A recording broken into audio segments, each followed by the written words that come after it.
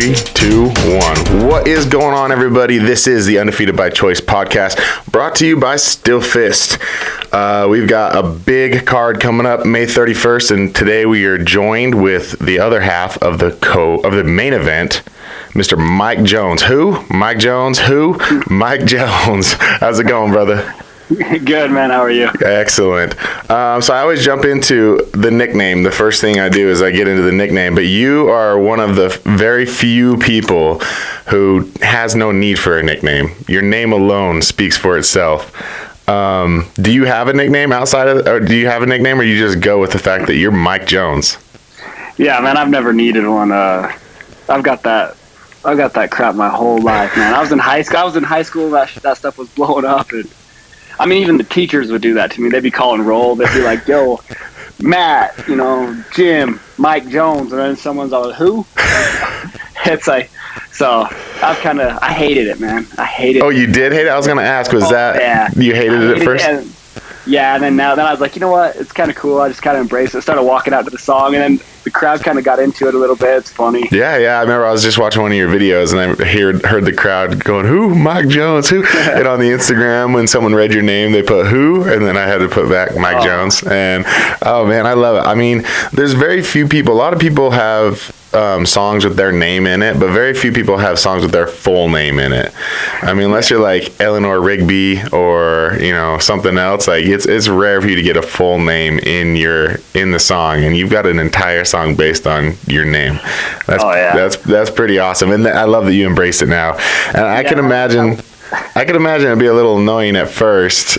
But I'm glad that you have embraced it because it's pretty awesome. It's fun. Yeah, it's fun. Yeah, I fought for LFA out in Pueblo, Colorado, man, and it was like dude's hometown, all this stuff. And I remember it was on Twitter. Like, we were like the first fight on the televised part, and so they play on Facebook Live. And I just remember going back reading the comments, dude. And if you go back and watch the video, it sounded like a bunch of owls in that thing. They announced my name when I walked in, and everyone's like, "Who? It sounds like." And like just the Twitter comments and stuff on that, it cracks me up. Oh man, that's awesome. That's awesome. I love it. And so I'm not even like, sometimes if people don't have a nickname, I try to give them one, but you have no need for one. There's maybe one other person that I've come across doing these Still Fist cards that I was like, he doesn't need a nickname. And I don't remember his first name, but his last name was Clinch. And I was like, wow, that's sweet. That's pretty cool. That's pretty cool. But it's no Mike Jones. So man, how is training coming along? Good, man. Having fun with it. Just, I don't know. This stuff's a hobby for me. So I go to the gym every day. I train hard. I kind of have to do my own fight camp. I travel up north. Just go get different looks from people. Mm-hmm. So you travel around to different camps, or you don't have a set camp you go to? Yeah, I mean, I train down here at Fierce MMA with Cody Bunderson. They got a good gym. I helped start it whenever it first started opening, but I just kind of needed just different bodies. There ain't a lot of people down here to train with, so small town. So I go up with like Ramsey Nijum up at the pit. Okay. Marco Sanchez, all them guys quite a bit. Yeah, really strong camp. Yeah. I was watching some of your videos, and I have to say I'm very impressed with a few things you do. One, head kicks. Pretty impressive, my friend. I don't know how you get your leg up that high. Is that something you came by naturally, or are you? Yeah, is it years and years of work? No, not really, man. I was a wrestler. That's actually what I'm strongest at is probably my wrestling, but I don't really like going to the ground. I'd rather stand up.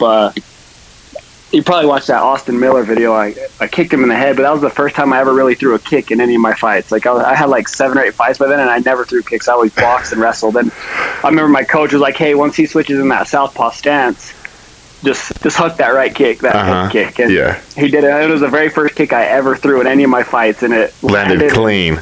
Well, you landed about 4 of them before he finally tried to wrestle you, and then your transition on that wrestle was impressive because normally people try to use the fence, and you actually moved your body away from the fence, putting him into the fence in order to get that control. And it was something. I'm glad that you said that you're a wrestler. because I was doing just one of the podcast episodes where I just talk on my own and I don't have a guest with me, and I was talking about how many knockouts you have, and I said he probably has this many knockouts because he has a very strong ground game. And do you feel that's the exact reason why you are able to let your hands go, because you're really not scared to go on the grounds? Yeah, I'm not scared, and I know I have really good takedown defense. Like I said, that LFA fight, I remember I fought that dude, and he was like a 3-time Division I All-American wrestler out of Minnesota, like really good camp, and he couldn't out-wrestle me. I remember after that, it boosted my confidence. He would try to take me down the whole fight, and I was stuffing him, and I took him down once, and I worked up pretty easily and just kind of controlled the fight. So ever since then, I've just kind of been letting my hands go and not really worrying about the takedown, because I'm going to get back up. You're not going to hold me down, you know? Yeah. Kind of confident with it, I guess. Yeah, when I was making that comment, I likened you to like a Chuck Liddell, who was so known for knockouts, but his takedown defense was just ridiculous, and that was the reason he had so many knockouts, is because, just like you said, you're not really afraid to let your hands go. But the other point I wanted to point out was how much you utilize the jab. It's a rare thing to find fighters who just utilize the jab so efficiently. What is it about your fighting style that makes you do that, or is it just something you're comfortable with? Because it's very impressive how much you put your jab out there, and you'll just throw a jab and a hook just off that same jab. And you don't see that a lot. It's not enough people use the jab. Why are you so in love with the jab? I don't know. I fight long. I'm pretty tall. I have good length, and I like to use it. So I've really worked my distance. I try to stay. I don't like to get hit, man. Yeah. I don't think if anybody says they like to get hit, they're lying. That shit sucks. So I don't like to get hit. So I mean, I can get that jab, and then once I get that jab going, it'll set up that right hand, which I want to do, or that hook. But it all came from I was living in Gillette, Wyoming. I had up there. I did my first fight up there, and it was like the Wild West up there. No athletic commission, no blood work, none of that stuff. You had to have your own gloves. But I met a guy up there, and he was like a Golden Glove boxer, this little Mexican guy, a little badass boxer, dude. And I remember going there, and he was like, "Oh, you're a wrestler or whatever," and just I don't think he let me throw anything but a jab for like a month. He just made me before I got it right. He wouldn't let me throw anything else. And I remember being pissed off and like hitting the bag. I'm like, this sucks. Boxing's stupid. Like, he would never let me just a jab. But I don't know. I'm kind of thankful for it now, because I do use it more than any punch. And I like it. Are you naturally left-handed? No, I'm right-handed. Okay. Because you use it so efficiently, it's almost as if you're left-handed using that as your lead hand. Because I fight southpaw, but I'm right-handed, and I love the jab just as much as I definitely, mine doesn't look as crisp as yours, but I try to use it, and the way that you maneuver that, it looks like you're left-handed. So you fooled me. I thought you were left-handed, being sneaky with everyone, just keeping that hand out front. But no, I do use my left hand, and my left kick's actually better than my right kick too. My left leg, I don't know. I don't know why, but it's more comfortable. It's things like those that kind of sneak up on people, because they're so used to what you're going to be dominant with, and then when you can throw them off by doing that type of stuff, that's probably again why you're catching so many people and getting so many knockouts.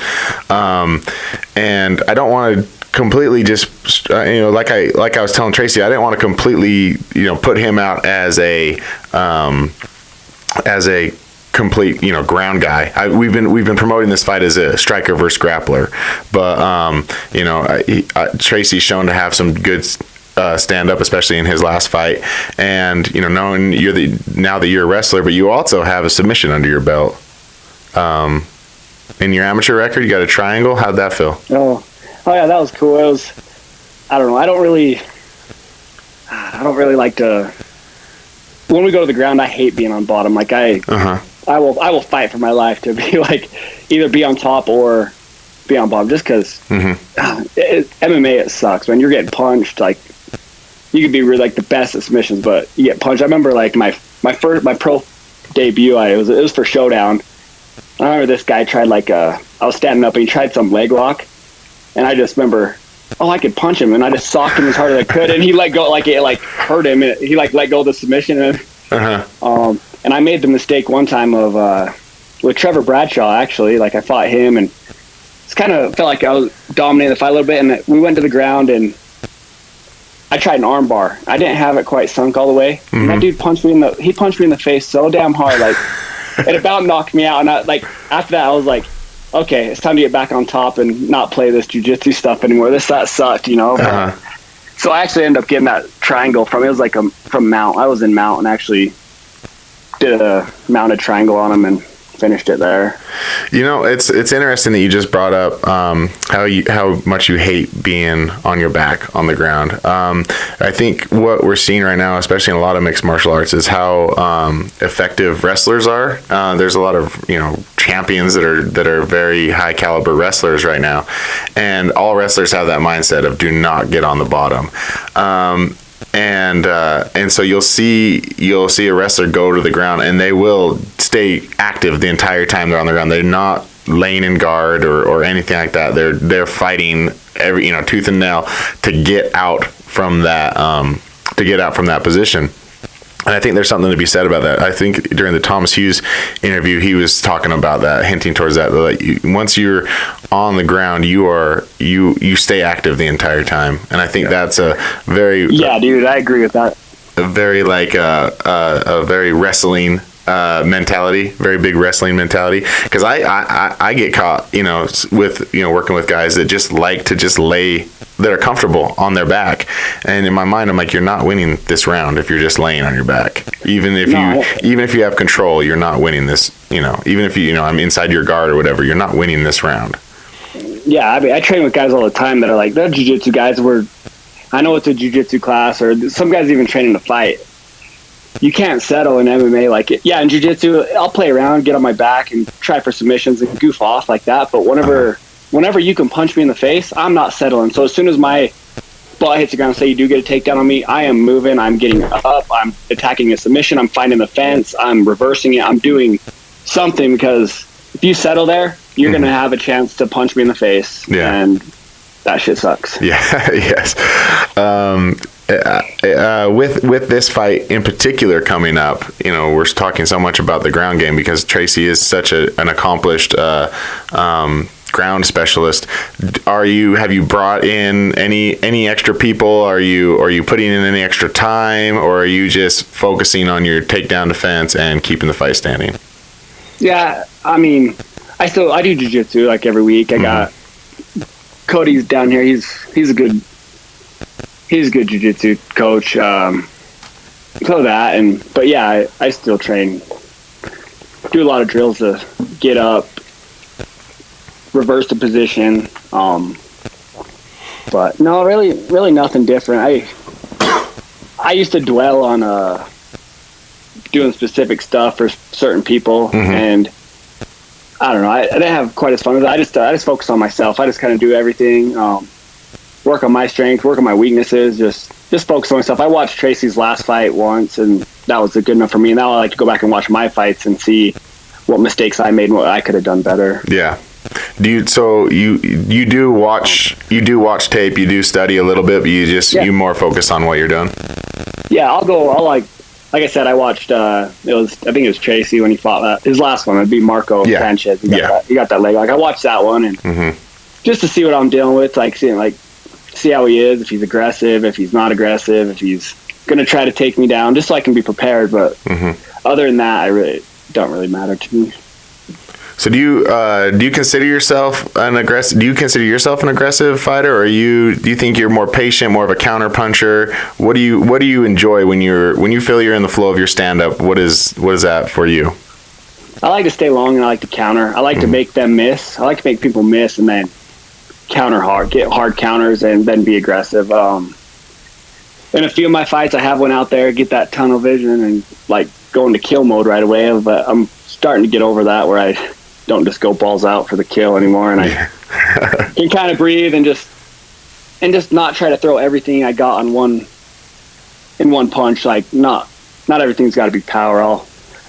do some throw shots, just make them kind of set them up, see what they're going to do off my jab. See if I throw a 2 out there that's not very hard, and see if they're going to bite on it and wait for them to counter, and then I can draw and come back with my counter or whatever I got to do, you know? Yeah. So you seem like you've become quite a student of boxing, which is boxing and wrestling. Those are two of the best combinations to put out together. Did you watch any of the fights last night? The UFC fights last night? Yeah, I watched. By the time I got home, I was out racing motocross all day. Oh. By the time I got, you gotta love that you're still fighting local promotions. You can do that, because if you were fighting for UFC, they wouldn't be letting you out on the motorcycles. Yeah, I don't know if I could do that, man. I like that. You'd be Cowboy. You and Cowboy would be out together. Yeah, I like to have fun. I don't want to. I mean, this stuff's a hobby for me too. I ain't making no money fighting around here, you know. So it's still gotta live your life. Yeah. I watched a few. I watched a few on the main card. Okay. I was just going to ask if you watched that Mercedes Pereira fight. I don't know if I've seen that one. Oh, you got to go check that out, man. You got to go check that out and then go practice that immediately. He finished with a leaping right knee, landed clean, and then as soon as he dropped down, he planted his feet and threw a right cross right down the middle and just put his opponent to sleep. I mean, that might be knockout. Well, I don't know. After that guy did that like 720 spin, he might be getting knockout of the year. But if it wasn't for that Bellator knockout, that might be knockout of the year. It was so clean, and he's just he's a very exciting fighter. And I was saying, I guarantee lots of people are showing up to the gym on Sunday practicing a leaping knee and a right cross, because it was clean. You got to check it out. Yeah, I'll check it out for sure. So, how's your weight cut coming along? Good, man. That's a big thing. I think that's what's helped me this. I took a whole year off from fighting after I fought for Steel Fist, and it was like, can't remember what, 2018 for January, whenever, and I took a whole year after that. I was kind of burnt out from it. I was cutting a lot of weight. I walk at 205 to 207 in there, and I was cutting down to 170, and I'm pretty lean as it is. I'm like 10% body fat at 200 pounds. So, yeah. I mean, I diet down. I still cut 16, 17 pounds of water like 2 days before the fight, like a day before the fight. And it was killing me. Like, I was the best shape of my life, like doing everything right. And I still was getting gassed and tired and had no energy after the first round. Like, it was killing me with that cut. Now being at 85, I did my last fight at 85 a few months, I guess it was like 6-7 weeks ago. And I felt a million times better. So it's not a bad cut. It's easy. I'm about, I don't know, in camp, I'm like close to 200 pounds. So do you just from coming from 200 to 180? Is it mainly diet, or is it just mainly just upping your cardio? Just really both. I mean, I always eat pretty good. If I like diet very strict, I can get down to about 195, and then I cut the last 10 pounds of water just a week of the fight, just water load, and cut that, and it's pretty easy to make 185. Yeah. So now your cardio is not an issue, because I was going to ask you about that. How, with being a high volume striker like yourself, but you answered the question. When you're at 170, you were kind of gassing in the first round, but now you feel cardio is not going to be an issue, because wrestlers are not known for not having cardio. Yeah, I feel good. I mean, I'm at the gym when I was fighting at 170. I'm at the gym when I'm doing my sparring rounds, doing 3, 5-minute rounds. I feel great, and I'm walking. I'm 195, 200 pounds when I'm doing those. But then I cut down to 170. I just don't know. It can't be good for my body, Yeah. No, that was the exact cut I've been through, so I know the struggle. But mine is, I'm a cardio queen. You'll see me on the treadmill all day, every day. So that cut for me came a little easier, just because I kept my diet pretty much the same, but I just cardio like crazy. Yeah. I had to do to make 170. Like, I have to do like a strict keto diet. Oh, really? Okay. Yeah, and I like it with that diet. I'll get down to about 186, 187, and then like I kind of plateau there, and then the rest of it's just water. Yeah. Well, I'm glad you're at a more comfortable weight now. I mean, I'm on board with this movement 100% of fighters staying closer to their natural weight and not doing these giant cuts. I think it's silly, because every single person I fought at 170 pounds, they walk around at 190 to 200. Like, so me and you's gonna cut weight, and then we're going to come back to the cage tomorrow. We're going to still fight at 190 pounds. Like, why don't we just save the weight cut's the worst part of the whole fight. Let's just save that part and save our brains. And Exactly. Well, I'm glad you're doing it smart, man. I love this movement that's going on right now, and a lot of the fighters I've been interviewing are doing that exact same thing. They're like, I used to fight way down low, but now I'm just going to fight more closer to my weight and not do such a big cut. And I think it's showing. A lot of fighters are doing look at, again, going back to the UFC, RDA moving up, and look how successful he's been at moving up. So it's definitely a smart thing. Well, Anthony Smith, even, man. I lived in Denver for about a year, and I trained with that guy. And I remember he was one of the reasons I didn't want to fight at 185. So he'd come into the gym for camp, and he's like, huge, man, 215, 220, and just big guy. And how he made 185 was crazy to me. And I'm like, I'm not going to go to 185 because I don't want to fight that guy. Like, by the time we fight, he's going to be massive. But no, I feel you and I feel the same way. Guys like you and Tracy are the reasons I won't fight at 185. I'll run from that weight class if I ever get back into it.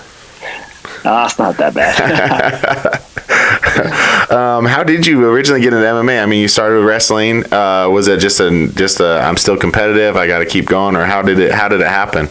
Well, yeah, I don't know. I wrestled since I was like 4 years old, all the way up through high school, and then after that, I started traveling as a welder, and I was living up in Gillette, Wyoming. I was just working a lot. I don't know, and one of the guys I worked with was like, hey, I do some jiu-jitsu classes. I'm like, yeah, cool, I'll come in. And I just wanted to get in shape. So I went in and did some grappling with him for about a week, and we sparred a little bit. Just like basically threw on some gloves in a shed and beat the shit out of each other. And one of those deals. And it was pretty fun. And they had some talent fights coming to town. Like I said, they were like unsanctioned, like Wild West stuff. Like the dude I fought from South Dakota fighting under a fake name because he was on parole, couldn't leave the state. And like they told me he was a debut guy, and he ended up having like 5 or 6 fights, and it was just like stuff like that. They're like, hey, we've got these fights coming in town. You want to do them? And I'm like, no, not really. That stuff's kind of crazy. I thought it was you guys are crazy. I'm good. Yeah. They kind of stayed on me, like, oh, we're going to sign you up. So I ended up just like, yeah, okay, I'll do one, kind of like a bucket list type thing. I'll try one. And I ended up knocking the dude out, and I kind of just got hooked. And then it was like, from there it was on. I just got hooked with it, and I've been doing it pretty much every day since then. Yeah.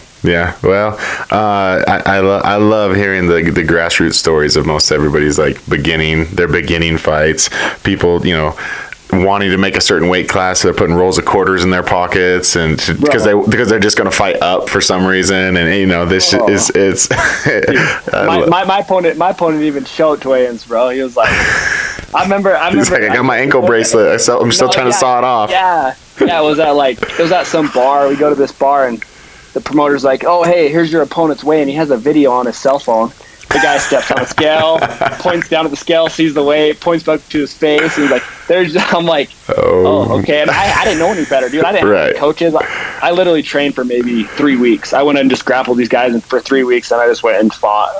It was stupid. Oh my gosh, man. I love it. So let's see.